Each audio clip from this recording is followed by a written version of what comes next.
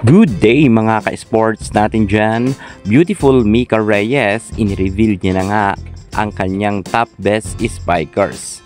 Naging maganda ang kanyang pagpili at kapansin-pansin na nagustuhan ng mga netizen at pinusuan nga ito sapagkat hindi nga naging bias itong si Mika Reyes sa kanyang pagpili ng kanyang best spikers. Sino-sino kaya ang pinili ng ating beautiful Mika Reyes? Well, 5 volleyball player ang kanyang nabanggit na pangalan. Siguro dito marahil ang iba ay hindi mag-a-agree pero karamihan ay magiging okay naman dahil sa tingin ko para kay Mika Reyes, yun ang tingin niya ang pinaka the best spikers nga sa ating bansa.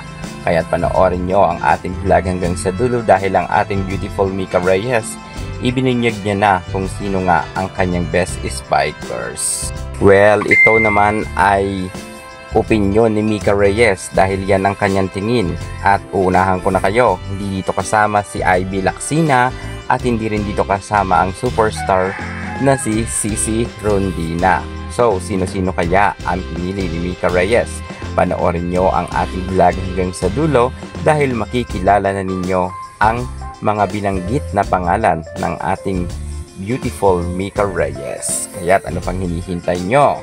Kung bago ka pa lang sa aking YouTube channel at ngayon ka pa lang napadpad, huwag nyo naman kalimutan na i-like, share ang ating videos at mag-subscribe. Click ang ating notification bell para lagi kang updated sa lahat ng issues sa volleyball. Susunod na 5 mga magagaling na spikers na napili ni Mika Reyes na sa tingin niya sila talaga ang magagaling.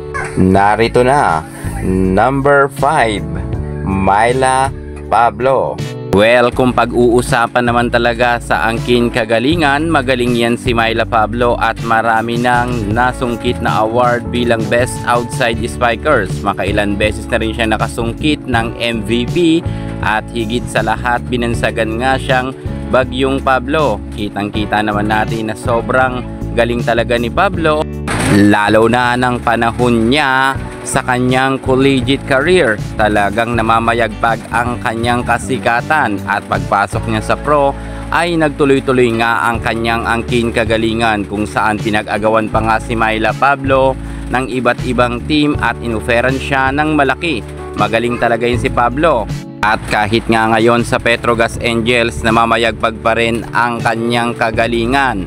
Pagdating naman sa rank number 4, pasok naman dito si Gretchen Soltones na para nga kay Mika Reyes ay sobrang malakas ito at magaling. Well, sa totoo lang, magaling naman talaga itong si Soltones, kung kaya hindi rin siya nababakante. At kahit palipat-lipat siya sa iba't ibang team, mapa PSL man noon ay lipat-lipat rin siya, ay pinag-aagawan nga siya ng ibang team. Pagdating sa PVL, gayon rin. Nakapunta na siya sa Petrogas Angels. Pag alis niya ay napuntahan niya agad ang Akari at dito na nga siya ngayon, nababayagpag ang kanyang karera. Magaling naman talaga itong si Gretchen Soltones at meron na rin siyang award na MVP. Nakarami rin siyang MVP ng panahon niya ng collegiate at sa PSL ay nasungkit niya rin yan. At pagdating naman sa rank number 3, pasok naman dito ang pangalan ni Alyssa Valdez. Well, hindi na rin tayo magugulat na pipiliin nga siya ni Mika Reyes kahit sabihin natin na meron nga silang past issue dahil nga kay Kiefer Ravena sapagkat alam naman natin ang kanilang nakaraan. Pero okay naman ngayon si Alyssa Valdez at Mika Reyes, pass is pass.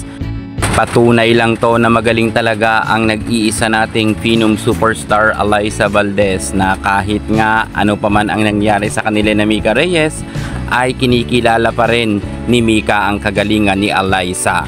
Samantalang pasok naman sa rank number 2 itong si Cha Cruz Behag. Matatandaan nga natin noon na sinabi ni Mika Reyes na malaki ang naiambag ni Cha Cruz Behag sa kanyang karera pagdating sa larangan ng volleyball. Nahasa raw siya ng kapitana raw itong si Cha Cruz Behag ay kasama nga ito ni Mika Reyes noon at rookie pa lang si Mika noon. Marami raw siyang natutunan at inspirasyon niya raw sa paglalaro ng volleyball ang kanyang iniidolo na si Cha Cruz Behag, kung kaya pasok nga siya sa rank number 2 na mayagpag ang karera noon ni Cha Cruz Behag pagdating sa DLSU at madalas nga noon champion sila. Kung kaya nga sa mga iniidolo ni Mika Reyes, walang iba kundi si Cha Cruz Behag. At pagdating naman sa rank number 1, pasok nga dito si Ara Galang. Matagal nagkasama si Ara Galang at si Mika Reyes sa DLSU, sa PSL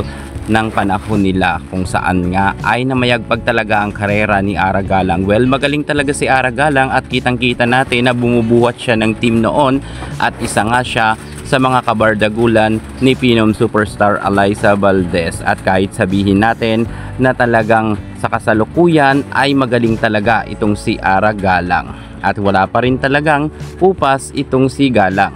So yan na nga mga ka-sports natin dyan, ang mga hinahangaan ni Mika Reyes sa mga volleyball player. Yan ang kanyang top 5 player. Para sa kanya sila ang mga magagaling na outside spikers pagdating sa Philippine volleyball.